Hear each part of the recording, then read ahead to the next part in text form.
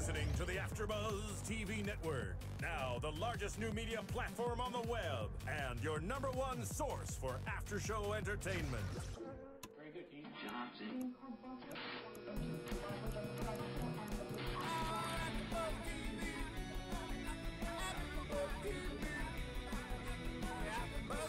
the AfterBuzz Studios in Los Angeles, California, presented by Maria Menounos and Bing.com, and streaming live thanks to Akamai Technologies. This is AfterBuzz TV's The Amazing Race After Show. We'll break down tonight's episode and get you all the latest news and gossip. If you'd like to buzz in on tonight's show, you can buzz us at 424-256-1729. That's 424-256-1729. And now, another post-game wrap-up show for your favorite TV show. It's AfterBuzz TV's The Amazing Race After Show. Doesn't that get that blood pumping? Oh, yeah. Hey, everybody. Bing is for doing, and we are doing The Amazing Race. Hi there, everybody. This is Nando Velasquez, and I'm joined today by James. Hello, everybody. I'm James Wallington. And I am Jessica Carroll. Awesome. And we have a very special guest for today's episode of The Amazing Yay. Race. We're doing My Cheese is Out of Control. First of all, let me just say that. It's episode 8 from season 22. But we have one of the winners, actually, on the phone right now from season 21. Everyone give a warm welcome to Josh Kilmer from the Beekman Boys. Hey! Hey, everybody. How you doing? Great. Good. Awesome. So, thanks so much for coming in. We're so happy to have you on the phone here to talk with us. Well, it's great to chat with you. I'm loving the season so far. Yeah, we've definitely been enjoying it, too. My question for you is, like, what is life like after the race? Like, how do you readjust to reality? Well, basically, I just go slow everywhere. I don't race. I don't run. No trains. No thing, no eating anything weird. I'm just done. I won. Right. Yeah. Nothing exciting at all. No, it's great. I mean, life is pretty much like it was before. It's just, with nice little cushions to So the farm help us with our business and our farm and everything we said after the race about growing the farm and putting it back in our community. That's what we're doing. That's So great. overall, what was the most challenging part of being on the show? Overall, it's the endurance of it. I mean, maybe it's the fact that we were in our in our 40s and but for me the hard part wasn't the challenges. I've eaten enough crappy dinners and food and stuff to eat bad stuff, or we've bungee jumped, we've done all that stuff. No, that's frightening. So the challenges for us aren't the hard part. It's the endurance. It's the literal constant travel. Sure. And, not knowing where you're going to sleep or where you're going to eat. Now, this seems like the ultimate bonding experience. I can't imagine, coming off the show not being close with fellow castmates. Who do you keep in touch with? I feel like you guys keep in touch with the twinsies quite a bit, from what I've seen online at least. Yeah. Oh yeah, we keep in touch with all of them, and we're getting married this summer, and we invited them all, and hopefully a lot of them are going to be able to come. Well, congratulations! Yeah, congrats. Are you going to have Phil there welcoming them Thank for the you. pit stop when they get there? Is the altar a pit stop? All right, the pit Yeah, stop, Phil's Matt. Phil's actually marrying us if we get to him. Oh. That sounds great. I can't wait to see what the roadblock is. What's the challenge? Right.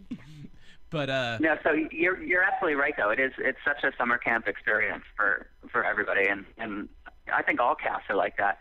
And in fact, even when there's like even this season's cast, we all reach out to them as soon as the season starts, and and just let them know that we're supporting them and how great it is. And because there's nothing, it's fun running the race, but it's also fun while the race is airing. Yeah. All your family and friends are rooting for you. What goes on behind the scenes? Like, what do we not see? A lot of sitting around. I mean, that's the truth of it. Is you're in an airport, or you're sitting on a plane, or you're waiting for a train or whatever. You're just waiting there, and that's the part you don't see. Which sounds like, oh, that's not hard, but whenever you take a long trip somewhere, and then when you land, and the first thing you want to do is just go to your hotel room and Relax. freshen up and take a nap. You're on the go. Is there anything you It's got? it's Go ahead. traveling 36 hours and then hitting the ground running. It's just so hard. Oh my God. Is there anything at all that was lost? Sometimes people say that something gets lost in the editing. Is there anything that you were uniquely proud of, or really wanted to see on the show that we were surprised was cut out? Oh my God, no! We were so lucky that they left out. I mean, Brent and I bicker and argue, and we've been on TV before. We had our own reality show, so we know how subjective editing can be, and that was one of the things that we were concerned about. So Sure. every week we'd watch the episode and be like, it didn't air anything bad. So does one camera crew follow each team around? So like even if you get lost or like go in the wrong direction, like when they went in that random, like made that little flower. You remember they like went to the random house? Like does the camera crew just like follow them everywhere they go? Oh yeah, no, they cannot interfere whatsoever. And and the rule is that you can't separate yourself from your camera crew. Okay. Do you ever get to bond with them outside of the game? They don't. They don't interfere ever. There's never any. In fact, you get a different crew all the time so that you don't get too close to one crew. Oh.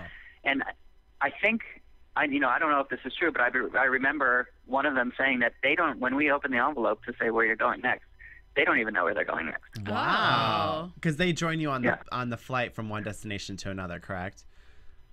Yep. Wow. Yeah, you have your crew, one crew per leg. That sounds like a really great job. Do they have craft It's so services that hard. make you want to just eat their food right behind their camera? No, they don't have craft services. I mean, the only advantage they have over the racers is that they have their own cash. So if they want to eat, they can eat. So on those flights, But, when you other than that, they're doing everything we're doing, but they're doing it with a 100-pound pack. Wow. I was going to say, though, it must be interesting because you guys sometimes are fighting for flights where it's very limited seating. And I understand, like, with the cabbies, you usually have to have that extra spot for your producer to shoot when the two of you are in the back seat. What happens with those flights, dude? Do they follow you in the flights, or is there, like, another crew that shoots you guys once you guys... Because we see the running out of the airport usually, too. So you'd have to think that the crews have to get out first, or there has to be a second crew that follows you. Well, I don't know what happened when there's limited seats. We never had that experience ourselves. There was always enough room for our crew. But but as far as leaving the airports and everything, they are right with you. They they run into the customs line with you, and they have to go through customs just like we do. So, and that can be a holdup for teams. Wow. Every team knows that travel, there's good luck and bad luck, and if you pick the wrong customs line or they decide to take your cameraman and for extra questioning, then that slows you down. Wow. That's that's amazing. That's something we just don't see. We don't even think of. I wish I'd see. I'd love to see a documentary on how this is made because there's a reason why this show wins so many Emmys in the past. I really think that it's a major undertaking, and they do such a great job storytelling. Yeah, I mean, I swear they would never like that show today because it's just too expensive, it's too complicated, and the amount of people they move to the country in such a short amount, they earn that Emmy. I mean, Dancing with the Stars, come on. No other production comes close to that sort of, technical expertise. And I got to say, last season, especially with you guys had a great story yourselves. Just seeing you guys came from all the way in the back of the pack toward the end of the run and just snuck past everyone. You guys became like the ultimate underdog story right there at the end. It was a really fascinating season to watch you guys perform in. Yeah, you can go ahead and say it. We were the worst racers ever.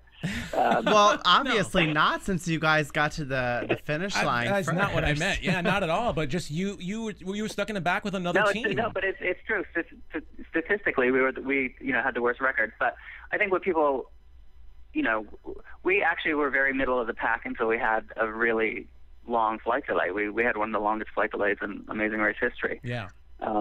So that, yes, we were second to last or last towards a lot of the end of the race, but we were slowly climbing back up to the top. When we landed in Russia, I think we were 15 plus hours behind the other teams, and several of the other teams had already finished. Yeah. So, we made up that time. But I love the way you bonded. I'm trying to remember the name of the other team you were with in the back of the pack for a while. It was the team everyone else was pretty much against you know who it was, Yeah, James, right? Abby and Ryan. Oh, Yes, yeah, that's Abby right. and Ryan. Yeah. You were just back there with them, but just the camaraderie. You had this alliance, like this last place alliance, where you both were helping each right. other out and supporting each other. And I thought that was a great story in its own. And obviously, everyone else seemed to be against Abby and Ryan, and they just thought of you guys as the lesser threat or the easier obstacle, I guess, to win. So again, I just thought it was a great underdog story that they totally underestimated you, and you managed to just pass everybody else at the very end, and I thought that was fascinating. Yeah.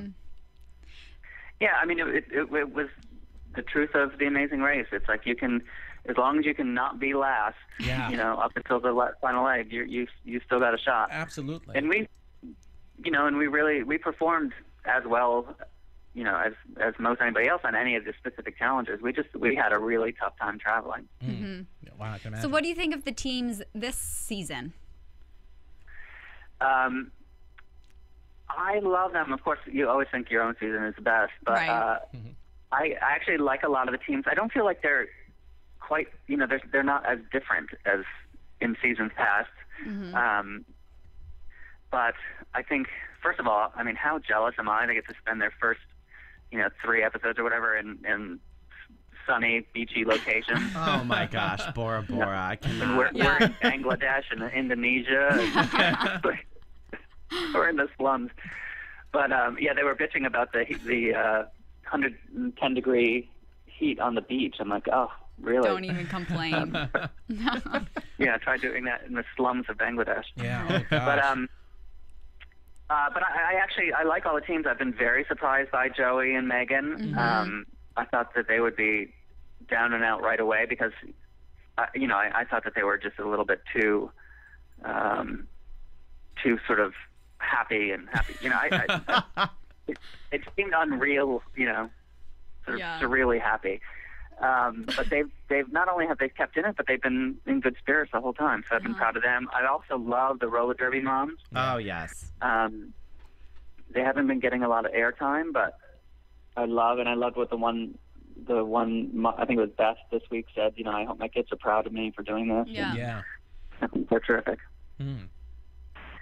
So yeah, I love those 2 teams. The country girls and the hockey players. I think, you know, they're okay. They're just not as colorful for me. Yeah, I would agree. What do you think of Max and Katie? Do you think they're as villainous as they make themselves out to be? Oh no! Clearly they knew going in who they wanted to be portrayed as, and I think they're, you know, they're playing up to that role. But they haven't done anything particularly villainous. No. They started off acting like that, and now they're kind of the nice guys now. More or less, yeah. They're just middle of the road, Yeah, they're not really doing anything. really. Not yet, at least. And then that leaves Team Bama, I guess. What do you think of them? They seem to be the ones that, especially Winona. Poor Winona. I feel so bad Oh, for I know, her. I know. I mean, that's the thing. You just really don't understand how hard it is to be taken out of your normal rhythms and your normal cycles. And watching TV, you're like, oh well, I think I can eat funny things, or I can jump off of buildings. I can do a lot. That's, like I said, that's not the hard part. It's the constant travel and the no relaxing. And I think that's what got to Winona. Yeah. Yeah. I could totally see that. Like you said, it's an endurance. All about endurance. I think she needs a little more me time than she's getting on the show. Well, a little more support too by Chuck. Well, it seems like his support really went out the window this episode compared to the beginning. Yeah. But yeah, he's probably tired. You know, he's probably hitting that wall. And you know, like I said, Brent and I bickered at each other. You know, the longer you're together as a married couple, the more after you are to say what you're feeling. Yeah. Totally. And you know, Brent expressed frustration with me, and I nagged and bitched at him. They just didn't show as much of it as they chose to with Chuck and Winona. Yeah. Well, we're gonna. I'm sure they have a great, solid relationship, and that's why they're able to argue so publicly. I think they do. I think people usually know how to push each other's buttons. I don't think he was that villainous toward her as other people have in past seasons, other couples. But she knew what buttons were pressed, and it affected her. And she seemed to even say in a confessional the exact same thing. I know. So, but I don't think anything he said was really mean-spirited. Some of the best lines of the show yesterday were Chuck Yeah. bantering with her. So I thought, but yeah, I agree with that. Hey, we're gonna actually go over. I would love it if you could. You mind hanging out with us while we recap the show? I know you saw last night. You have your own impressions on it as well. So I'd love to have some input. Go ahead. Yeah, we'd love to have some input from you based on what you saw. So anyway, pretty much we're starting off this episode. They were still in Botswana and they were traveling to Switzerland. We saw Anthony and Bates was team number 1 for the second week in a row. Yep. And they got to, this was a really interesting, this is the first time I've ever seen production-wise on this show. They didn't show all the teams at the beginning. Ripping off their clue and then trying to figure out like where to go to their travel agent and try and figure out which flight or train or whatever is the first one. They just stuck with Bates and Anthony and figured, okay, for once, everyone's going to catch up. Yeah. So we're just going to let them, we're just going to say they all caught up. Yeah. I think the first 30 minutes was pretty much, everyone's going to catch up. Everyone's going to stay in the middle, in the same pack. Because they were all on the same flight. Yeah. And they were all on the same train even. Pretty much. And even when they split up, even when YouTube and Roller Derby Moms kind of lost their intersecting train over Interlaken. Right. They still, everyone's still caught up. Still caught up. That because must the be, shepherd they had to wait till the morning. That must be one of the most frustrating parts of the race, though, or actually beneficial for you, actually, because you came from, like you said, 15 hours behind at some point. Just the fact that no matter how far ahead or how far behind, you usually, as long as you're not in last place at a pit stop, you know you're going to meet up with everybody at some point, right, Josh? Yeah, and I think that, I mean, for the racers, I think last night's legs for the racers was an easy leg, and I think they probably welcomed it because it is finally relaxing when you're around other teams, when you know what's going on, when you can suss out what's happening next. The hardest part is always when you don't see another team because you don't know if they're ahead of you or behind you. So I think it was an easy night for the racers. Yeah. I feel like it's a formula that's part of the race, is that every so often or every leg, there's got to be some sort of equalizer where everyone's on the same playing field, because that, also raises suspense. Like, well, it's anyone's game at this point. When someone's like 5 hours behind or whatever, it's always like, well, they're obviously they have in an the back advantage, of the pack, so it's kind of predictable what might happen. Do you think anyone in particular benefits from that when all teams are together? Like, it seems to me that when all the teams are on a tight leash, like Bates and Anthony, if it's a physical challenge, Bates and Anthony are just going to zoom ahead. Well, Josh, just like you said, it's all, the hardest part is the endurance, because they're hockey players and they are, always traveling and always on the go and traveling here for hockey and traveling there. They might be more used to it versus, someone else.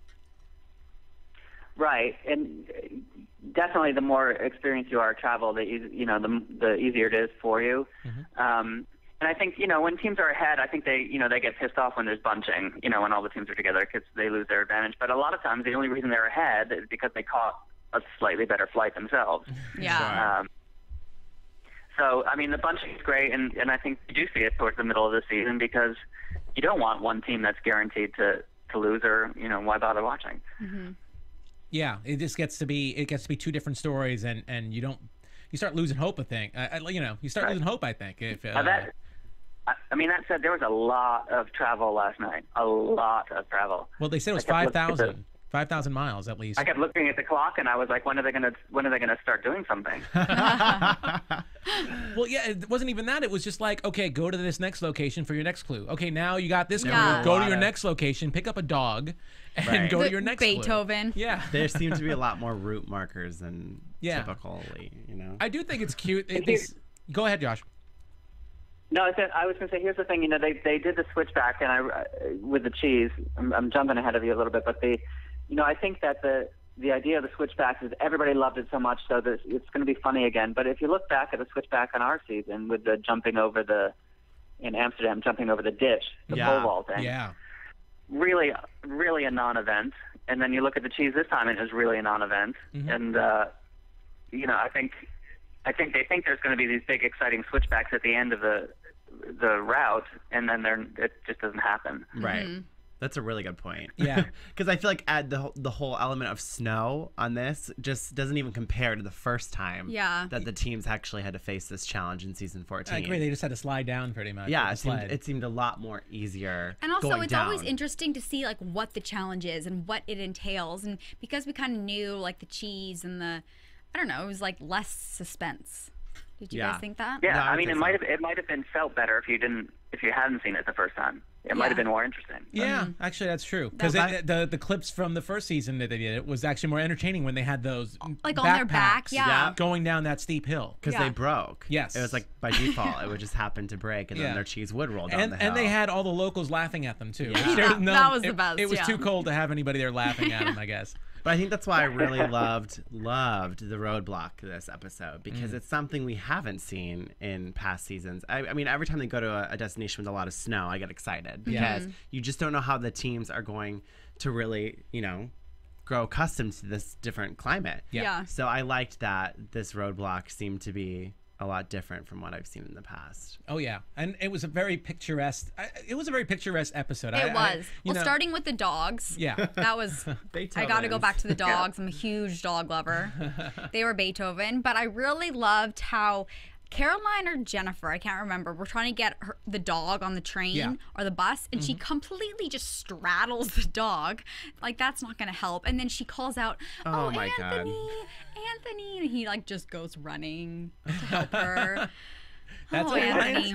That was, we haven't seen them flirting in a while. So now that they they're were all flirting together, big time. He was like, "Have you ever dated a boyfriend who wears a fanny pack and is toothless?" Oh my gosh, I'm so over it. Okay, little flirters. So is it possible for people to actually, I guess with all the downtime, I guess it is possible for relationships to flourish on the race. Did any of that happen over in your season? I mean, no, there was no romance. I cannot understand how that happens because, let me tell you, by this point in the race, you smell like hell. I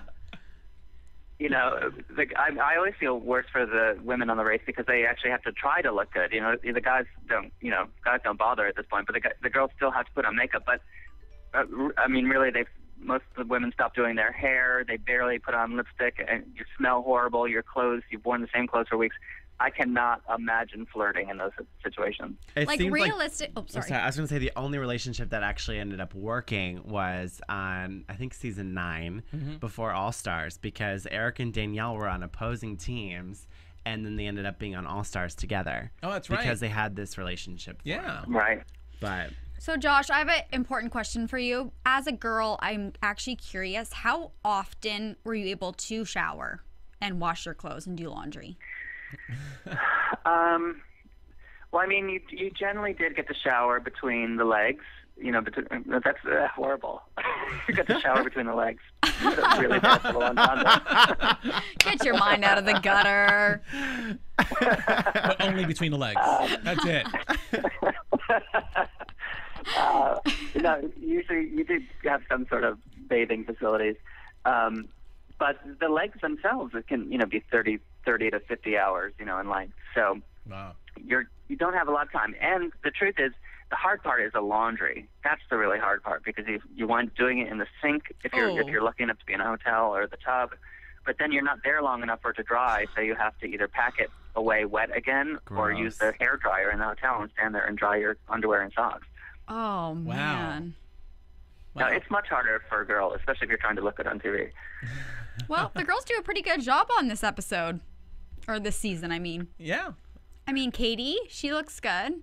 Yeah. And, yeah, all the girls, they still look pretty cute. I can agree with that. Caroline and Jennifer look pretty hot. I think you see their hair just getting pulled back more and more frequently as the season goes on. Oh, yeah. That's probably good. Well, they're in their cold, too, so they're wearing their cute little beanies. I pick up on the fashion. Absolutely. Well, going back to the roadblock. So it was a really beautiful roadblock. They were on this mountain called the Eiger, also referred to as the Ogre. And I guess at some point, they went up these elevators or the train that took them up, and I don't know how far. I don't know how far up they were. Someone said they thought they were 10,000 feet above. But they said it was 6,000 feet of vertical rock on the mountain itself. So it was pretty darn high. That's the point. But and then they had to, I guess, strap themselves to a cable and have one of the members shimmy out to catch the ever popular Travelocity gnome and bring it back. I gotta say it was a beautiful, like you said, it was a beautiful task. Yeah, gorgeous, scary. I was, I would have loved to have had it. I don't know. I'm scared of heights, so I don't know if I would have wanted to do it if I had a partner. I might have just waited for them to say yes. But I gotta say, I gotta give some props to Winona. That's Yes. funny. Well, what's funny is my mom texts me today. You know how every week she always has to give her feedback to me. Yeah. And she goes, I could have done that lateral mountain climb and shown up Winona. Oh, nice. But it was pretty scary. I mean, what do you think, Josh? What do you think about that roadblock? How does it compare I mean, to your that's the season? kind of thing where if you're afraid of heights, it's going to cripple you, and if you're not, it's not. Because you saw them walking on there was a bar there, and you're roped in, and for me that was always the easy part of the challenge. The producers don't want you to die, Right. so they take a lot of precautions. Yeah. But if you're afraid of heights or you're afraid of a certain thing, all those precautions and rational reasons don't help you at all. Totally. And clearly Winona was afraid of heights. Yes. Clearly, and it unfortunately also affected Joey and Megan since they were last in the pecking order. Unfortunately, it seemed though at times that two teams were doing it at once. So I guess maybe they just got caught in a bad spot. I suppose. Yeah, Joey and Megan. Yeah, I mean, definitely. Whenever there's a roadblock or a detour like that where only a certain amount of people can do it at a time, it's all about how quickly you get off the train and rush to that station. Right. Well, I'm surprised, and I'm even more surprised considering how Winona was behind all the time this episode, and Chuck kept pushing her that they actually managed to get ahead of a team. Yeah. Yeah. That was a little surprising. And that can just be as simple as when the train pulled in the station, they were in the front instead of the back. Yeah. It can be that easy that time sometimes. Wow. So thanks to Chuck and Winona, or thanks to Winona, really, there was our first real separation of the game where they weren't going to catch up and be all even this leg. Yeah. That was the first big separation. So by then, with an hour between trains, it seemed pretty apparent, barring a major obstacle or difficulty or someone getting lost, that we knew who was going to be in the back of the pack and who was in the front. And how everybody else was on the bus was just waving. Bye. You guys missed it. That was earlier. That was in the Interlaken. Yeah. Which paid, I think Max and Katie were doing that, or maybe it was Caroline and Jennifer. And you never should do that because you never know. Payback's a bitch. Exactly. Yeah. Payback is a bitch. And Well, they caught Max right is up. like doing this victory dance with like his middle fingers Finger, up, and I was yeah. like, wow, that's a class act. And CA. and and it was the alliances separated too when that happened too, Yeah. which was really interesting. It was the Derby moms and YouTube who felt on the outs the whole time against everybody else. So that must be a little shocking. I mean, I'm guessing they all get along outside of the race, but it still must suck. Yeah. Very true. Yeah. And I'm sure you had that similar experience, Josh, being back with Abby and Ryan and knowing what it's like to be the two that get left behind a little bit. Yeah, I mean it's a really sad thing when you know you're towards the back of the pack, and a lot of people wondered why Abby and Ryan and we worked so well or worked so closely together at the end, and it really just becomes a matter of one of you is going to be out, so you can either work together and have a good time and lose, or hate each other and have a horrible time and lose. So Yeah. I like that. when you're in the back of the pack, there's just sort of a losers collaboration that goes on. Yeah. So and then of course we get to the cheese challenge, which we talked a lot about, but we could talk a little bit more because Bates and Anthony just dominated. This was their episode. Yeah. Both the tasks this episode were very physical and matched their. I mean, hell, they play hockey, so they're used to cold situations. Yes. To begin with. And heavy things. Yes, they're built for that. Yes. So they just barreled up that hill that was more like a mountain. Although when they were going up the mountain, Katie almost had an advantage because she could not get up. She could not get up the rope. Well, Katie helped them get first place, really, as far as I'm concerned, because Yeah. Katie couldn't get up. Yeah. Yeah, no, that's what I mean is yeah. that because she was in the front, Yeah. everybody else was behind her and couldn't pass her. Yeah. So it was almost like an advantage to her because if she was in the back of the pack, everyone else would have just gone up. It was I would like have the climbed Winona. over her. I'm like, excuse me, I got a task to do, and you're in my way. You're in my way. I am surprised at how well everyone else was kept, Yeah. considering. Like the Derby moms, they were like, wrap your hand around the rope. She's like, there's not enough slack or something. And they just kind of rolled their eyes like, you don't need slack. Yeah. Well, I You think don't want slack. I think they all knew that the next train was an hour away, so I think that's why it wasn't as frantic. Sure. It was more comical. Yeah. But still, it was almost as if Katie was just setting up Bates and Anthony for the win. It was like a little alley-oop there. It's all yours, guys. Just take over. Yeah. Because they were already down the mountain pretty much by the time they all got up there. Oh, yeah. They were pretty much complete. Way ahead. Yeah. So this episode was entirely Bates and Anthony's to win. And they did. So that's amazing. But again, here's another case where I guess this is where the race kind of sometimes lags when you only have a certain pecking order and you have something like a rope where everyone has to climb, and you must get frustrated at times. Even I don't know if this happened in your season in particular, any specific moment, Josh, but where you have to wait for another team, and it could cost you the race or at least cost you first place, and it must be frustrating.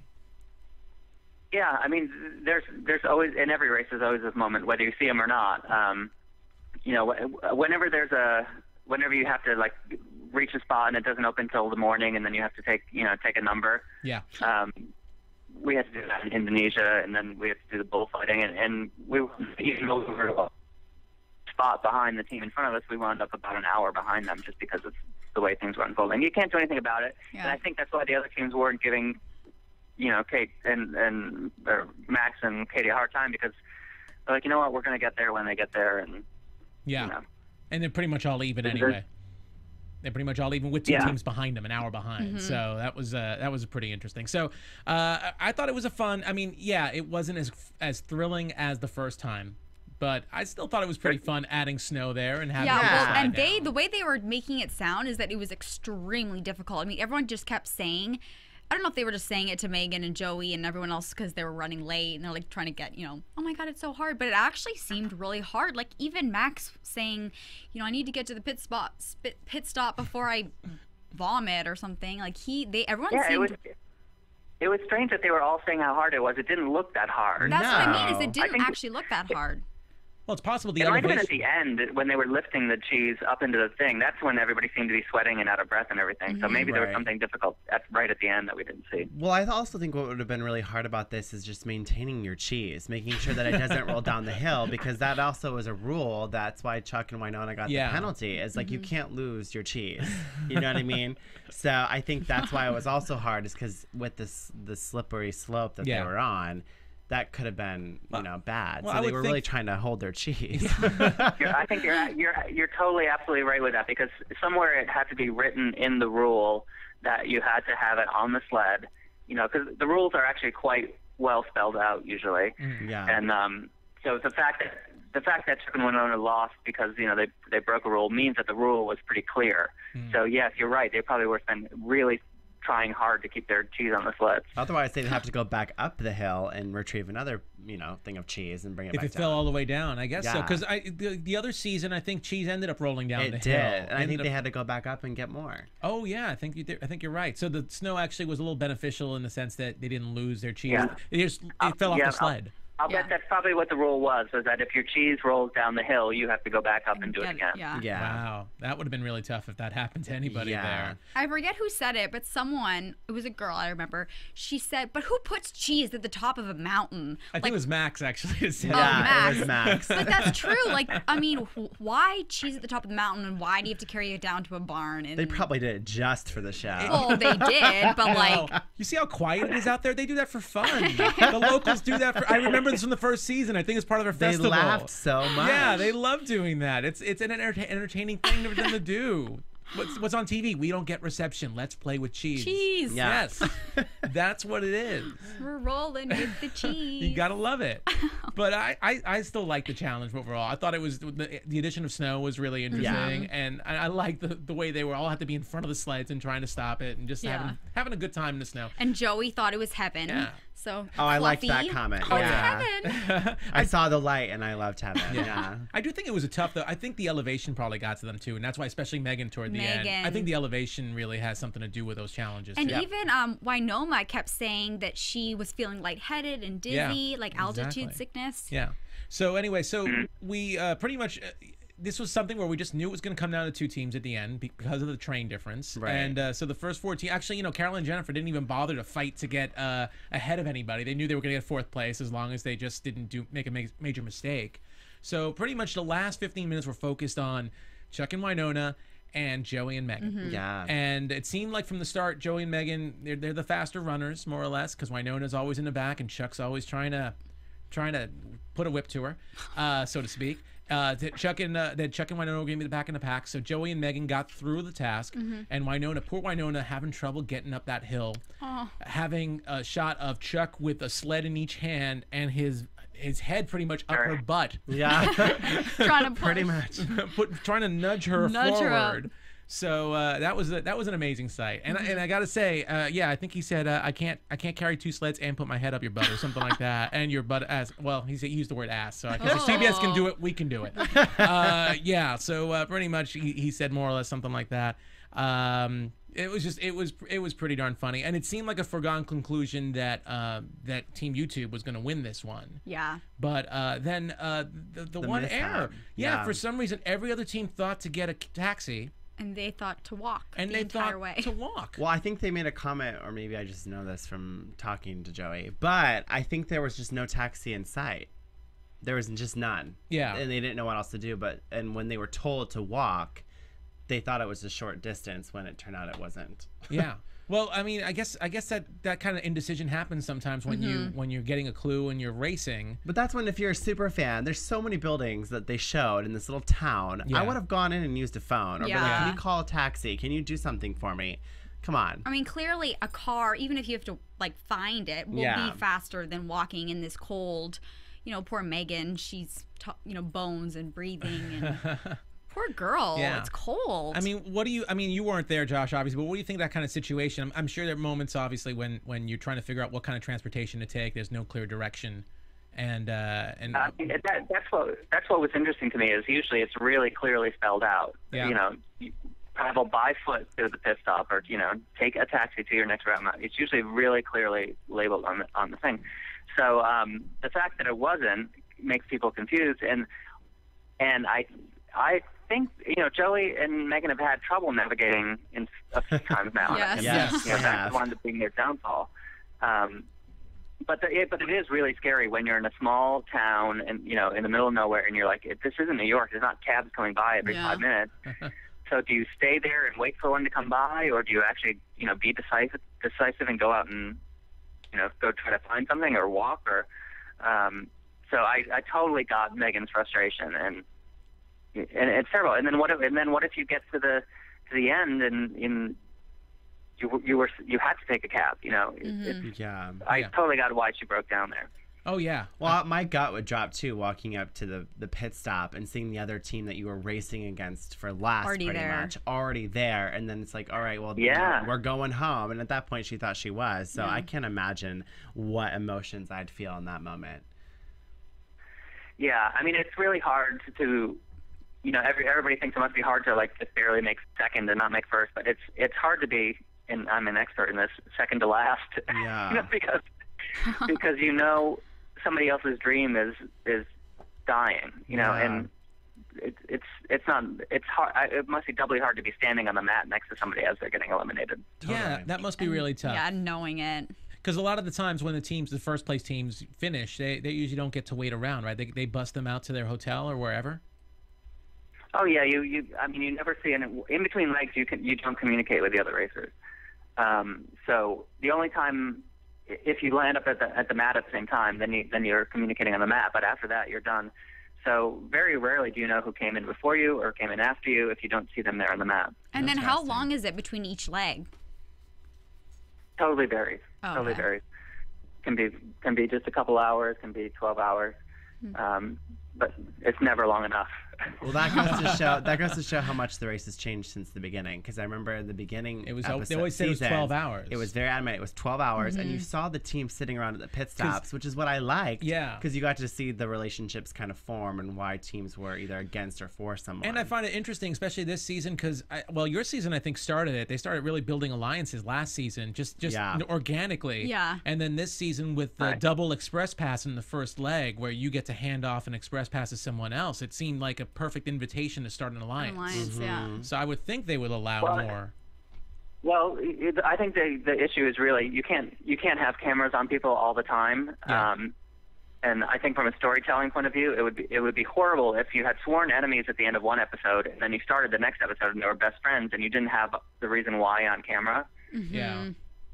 I guess You know what I mean? So if you're they can't film every moment in between, and if something happens when they're not filming, then it really messes up with the storytelling. Yeah, it throws off the viewers. What do you think of this whole alliance? Again, it seemed to start last season. I guess it started against you guys in a way. You kind of got caught in it because you were with Abby and Ryan, and everyone else seemed to be against them. But what do you think alliances do to the nature of the race?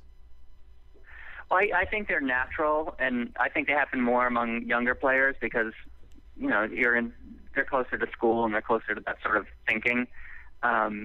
But the alliances don't help at all in the Amazing Race. Well, I should take that back. Ryan and Abby and the two of us, our alliance in last place to try to get the leg done quicker by working together. That's one thing. 4 eyes are always better than 2 when you're looking for a clue. Mm-hmm. But as far as like a long-term strategy, like we're going to stick together till the end, it's just silly because there's too many happenstance things that can happen during the race. I agree, and I think Megan even said it very clearly a few episodes back about the alliances that are formed. She's like, sure, we'll help you when we can, but at the end of the day, we're going to help ourselves if that means getting us further. But it's always nice to have someone there that you can rely on in times that you're probably not going to be, the strongest at something. Like Caroline and Jennifer, that alliance actually did come into play with getting that dog on the train. Yeah, what if they didn't have them? Then Caroline and Jennifer probably would still be in the snow. Exactly. And Bates and Anthony are always in first anyway, so they're not really looking back. But when they're both together, then they'll willing to give to help out a little bit. Yeah. But here's the thing. I don't think it's alliance. I think it's just a life lesson. If you're nice to people, they're going to be nice to you when Karma. when they can be. Totally. Exactly. Yeah, exactly. Yeah. No, absolutely. I agree. So anyway, we see the episode. We say goodbye to Team Bama, which I know was a favorite for a lot of people, and it was a really exciting ending in the sense that you didn't know, you thought they were out, and then they were kind of back in, and then they were out, and I don't think they even made that clear rolling of the cheese rule until they got to the mat. Yeah. So until they got to the mat. So it was really, really interesting to see that whole thing play. I like both teams, so it was really, I was torn either way. Yeah. If I had to choose, though, obviously I'm very much Team YouTube. So I was glad that Joey and Megan were able to. And I think Winoma was starting to give up. Yeah, she was being pushed really hard. Yeah, but they did give them a lot of screen time, and it seemed like they had their ups and downs. And again, Chuck had some of the best lines just talking. Oh, one of the best lines was when Chuck said, if we do, divorce or whatever, don't worry, I won't remarry you within the first month. Yeah. If something happens to you, I won't remarry within the first month. I love that. And I'm glad you made it. The kids need a mother. Yeah, I love the that kids need a mother. Can I just tow you? So what are your thoughts overall about the episode, Josh? And about Team Bama? Well, I think it was, like I said, it was a lot of travel. It wasn't the most exciting episode, but it was nice to see the dynamics and interplay between the teams, and everybody was pretty nice. Yeah. I was sort of watching the editing as it went through, and Winona and Chuck were so happy during their one-on-one interviews, when they're talking to the camera. Yeah. And since I was like, oh, well, they must have made it, because why would they be so happy if they were eliminated? But then when they were eliminated, it almost made me feel better, because it was so clear, to your point earlier, that Winona was tired and over it, that she was happy when she got eliminated. Yeah. There's something about having it over, because the teams do go into sequester, and you're going to have a little break, so the fact that she was happy meant that it was their time to leave. Mm-hmm. Yeah. Well, yeah, I kind of agree with you there. I mean, they had a great run, and they got in pretty deep. And they got to experience things that they might not have, Totally. And I'm really excited for what's left, because I think all the teams that are left are really, really strong. Yeah. There's usually an underdog in there or two, or is a wild card, but I think all 5 teams that are left are really, really good at this point. So I just have one quick question. You travel very fast, and did you actually feel like you got a good feeling when the places you traveled, even though you might have only been there for a few hours? Yes, and not from the sites we saw or the places we went or the towns or anything, just from the people. I mean, you do get to interact with locals quite a bit and cab drivers. So, yeah, I do feel like I know, if I went back to those places, even though I wouldn't know where the sites were or anything, I would know what the place was like just because of the people. Cool. Wow. Right. Okay. Hey, so... And there's something, I got to say, there's something about the Amazing Race that every country you go to, people know the Amazing Race and they're happy about it. And the production team is so professional that I will always say that the Amazing Race does more diplomacy around the world than the State Department. Wow. Everybody loves watching the Amazing Race come, and they're so good at that, leaving a positive footprint in every country they go to. Well, a comment about that too. I'm a super fan, so I read all the blogs and the forums. I knew that you guys were going to be on the race before the general public, because on Reality Fan Forum, like the whole world kind of comes together and they're like, I just saw them at this airport. Can you go out there? And people actually go out and scout for you guys when you're actually racing. And I knew who the teams were this season before the general public knew. You know, I knew who the first two boots were because of people tracking and tweeting and Instagramming photos before, you know, the general public knows. Well, that just shows you the fans for this place. Fans, the fans yeah. are great too. Yeah. So we have to move this along. All around. Yeah. All around the world, the fans. International. I mean, even people who don't get the show live in their countries, they're streaming online because they love the show that much. Totally. Absolutely. We're going to move this on just really quickly to predictions and just get this going. Yeah. And now, your AfterBuzz TV predictions. We're gonna save Josh for last because he's our expert. So I want to say, but let's start off with who wants to start. Jessica, you start. All right. Well, even though I'm gonna miss the hair, and I'm really sad to say that I do think Team YouTube is next. Okay. I mean, Megan even said when she was really huffing and puffing, like, I just want this to be over. So I think they might be getting worn out and tired, and I think they're. I don't know the way she's screaming at the clips for next week. I'm not so sure, but we'll see. We'll see. What about you, James? I also have to agree. I'm hoping that it's a non-elimination because we haven't had one in a while, I don't think. And I would hope that Joey and Megan would do well, but I unfortunately think that it might be their time to go as well. Okay.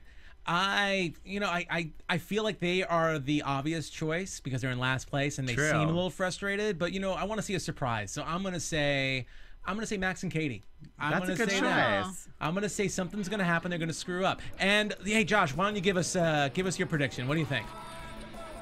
My prediction is it's the Country Girls. That's another good one right there. Hey, so yeah, I think they're getting too good of an edit. Just to make it to the That's end. a good point. That's a really good point. I love that. So, Jessica, where can we catch you at? You can tweet me at Sika Carroll, SICACARROLL, and on Instagram. Okay. And you can find me on Twitter at James Wallington and on Instagram at MrJamesWally. Josh, if people want to know more about you, where can they reach you? They can go to beekman1802.com. Awesome. Yay. Cool. And then you can reach me at Nandovel, Nandovel. Hey, Josh, stay on after this. We'll talk to you some more. And we're going to go for this week, though, and we'll talk to you next week. Yay. Bye. Comment. Oh, yes, comment. From Bing.com, executive producers Maria Menounos, Kevin Undergaro, Phil Svitek, and the entire AfterBuzz TV staff, we would like to thank you for listening to the AfterBuzz TV network. To watch or listen to other after shows and post comments or questions, be sure to visit AfterBuzzTV.com. I'm Sir Richard Wentworth, and this has been a presentation of AfterBuzz TV. Buzz you later. The views expressed herein are those of the hosts only and do not necessarily reflect the views of AfterBuzz TV or its owners or principals.